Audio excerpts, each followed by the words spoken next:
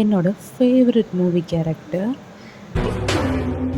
வாழ்க்கையில ஒரே ஒரு ஐடியா எடுத்துக்க,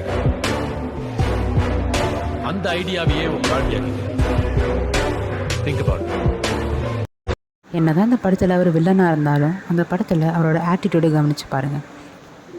பர்சனாலிட்டினா நீட்டாக ட்ரெஸ் பண்ணிட்டு நம்மளை அழகாக வச்சுக்கிறது மட்டும் கிடையாது. நம்ம மென்டலாக ஒரு விஷயத்தை எப்படி எக்ஸ்ப்ரெஸ் பண்ணுறோன்றதை பொறுத்து தான் நம்மளோட பர்சனாலிட்டி டிட்டர்மைன் பண்ண முடியும். ரொம்ப எளிமையாக சொல்லணும்னா, ரொம்ப முக்கியமான மனிதர்களை நம்ம ஃபேமஸ் பர்சனாலிட்டி அப்படின்ற வார்த்தை மூலயமா குறிப்பிடுவோம்.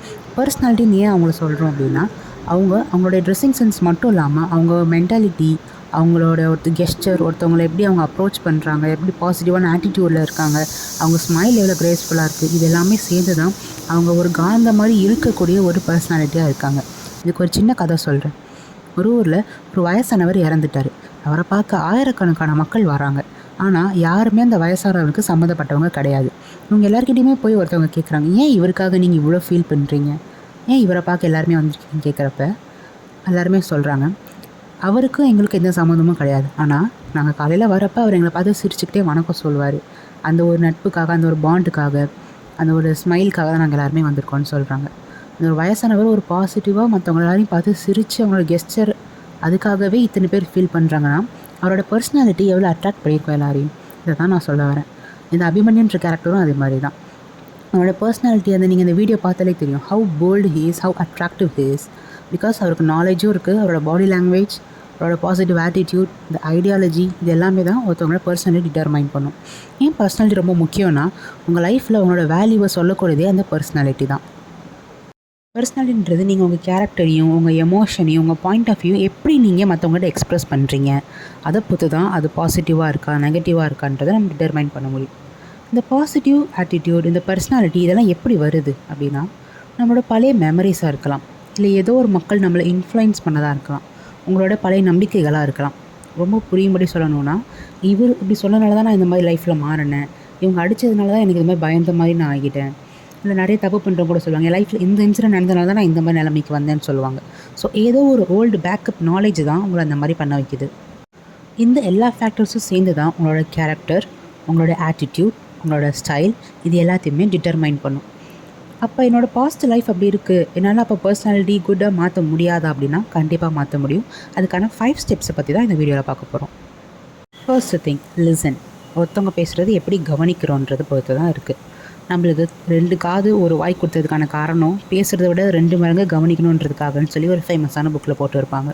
ஒருத்தவங்க பேசுகிறப்ப அவங்க நம்ம எப்படி அப்ரோச் பண்ணுறதை பொறுத்து தான் இருக்குது. இது நம்மளே உணர்ந்திருப்போம். நம்ம ஒருத்தவங்ககிட்ட பேசுகிறப்ப நம்மளை ஒருத்தவங்க எவ்வளோ தூரம் நம்மளுக்கு அட்டென்ஷன் கொடுக்குறாங்களோ அதை பொறுத்து அவங்க மேலே இருக்க நம்மளோட மதிப்பு மாறும்.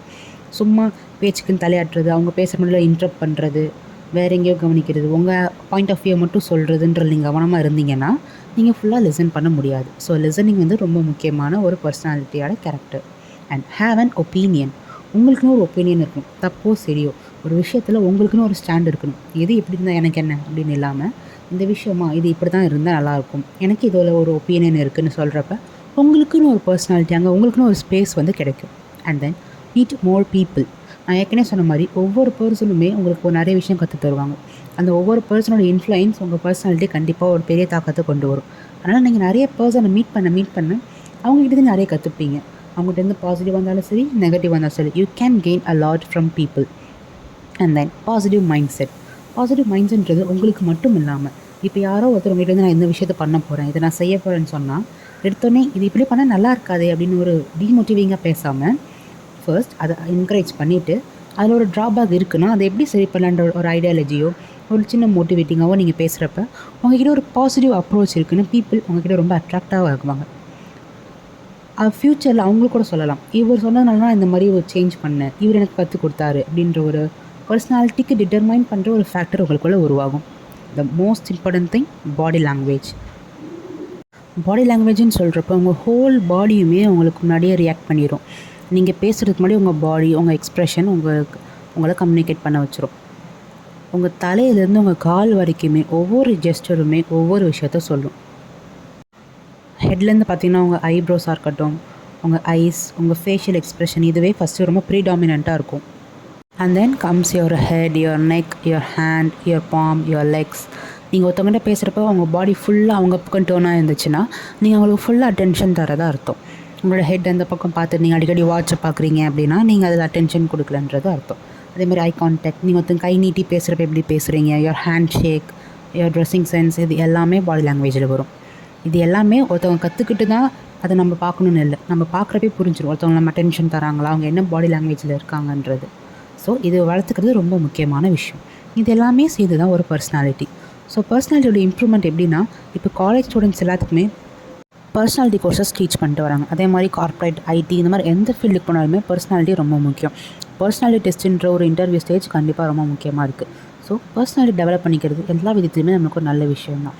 எனக்கு ஏஜ் ஆகிடுச்சு, நான் ஆல்ரெடி ஒர்க்கிங்கில் இருக்கேன், நான் ஏன் பர்சனாலிட்டி இம்ப்ரூவ் பண்ணிக்கணும்னு பார்த்தீங்கன்னா, யூ கேன் அட்ராக்ட் பீப்புள். உங்களை சுற்றி எப்பயுமே பாசிட்டிவான பீப்புள் இருப்பாங்க, உங்களை சுற்றி எப்பயுமே நல்லவங்க இருக்கிறது ரொம்ப நல்ல விஷயம் தானே. அதே மாதிரி உங்களுக்கு நிறைய கெயின் ஆகும், உங்களுக்கு ஆட்டிடியூடே சேஞ்ச் ஆகும், யுவர் பிஹேவியர் சேஞ்ச் ஆகும். ஸோ பர்சனாலிட்டி போய் தெரிஞ்சிக்க வேண்டியது ரொம்ப முக்கியமான விஷயம். இதை பற்றி ஒவ்வொரு பார்ட்டை நம்ம அப்கமிங் வீடியோஸில் பார்க்கலாம். தேங்க்யூ.